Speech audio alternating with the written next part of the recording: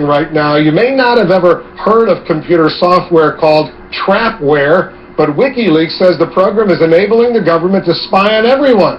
WikiLeaks' latest release of stolen email is sparking global concern about the anti-terrorism software. CNN's intelligence correspondent Suzanne Kelly is here in the Situation Room working this story for us. Suzanne, how valid are these concerns? Well, Wolf, according to those WikiLeaks emails, Trapwire is a program that was originally intended to provide law enforcement with detailed images captured in U.S. cities and then sharing that information with authorities as those activities were occurring. Now, it turns out that while this system may not be all that widely used, the notion of being watched around the clock is not such a stretch.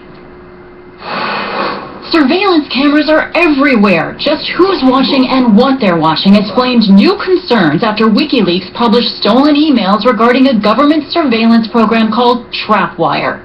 It's a program meant to identify potential terrorist activity using cameras that are now omnipresent. The idea of being watched is a new reality in a post-9/11 world, though some worry that such measures come at a high price.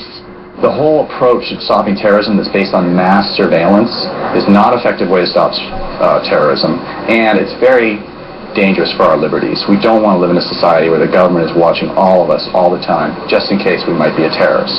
But Trapwire doesn't appear to have gotten very far off the ground with government supporters. The Department of Homeland Security helped fund the initial development of the project, an official telling us that DHS funded an operational pilot in Washington, D.C. and Seattle in 2010 to determine if the system could be applicable in infrastructure protection applications. That pilot, aimed at keeping buildings safe, included cameras being placed in some 15 locations. The DHS says it discontinued funding the program in January 2011. That doesn't mean, however, that similar programs haven't taken off. We're announcing the full launch of the Domain Awareness System. Last week, the City of New York announced that it had partnered with Microsoft in the development of a real-time surveillance network blanketing parts of the city with cameras and offering real-time pictures of what's happening, then feeding those images back to law enforcement personnel.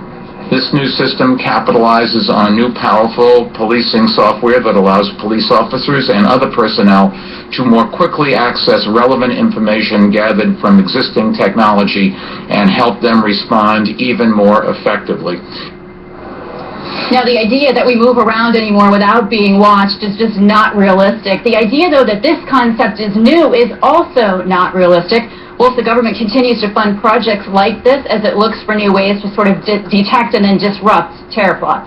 Interesting stuff. It's amazing that, I think in European cities they're watching everything already. That's slowly but surely beginning to happen here It is as well creepy. with those closed-circuit TVs. Yeah. Thanks very much.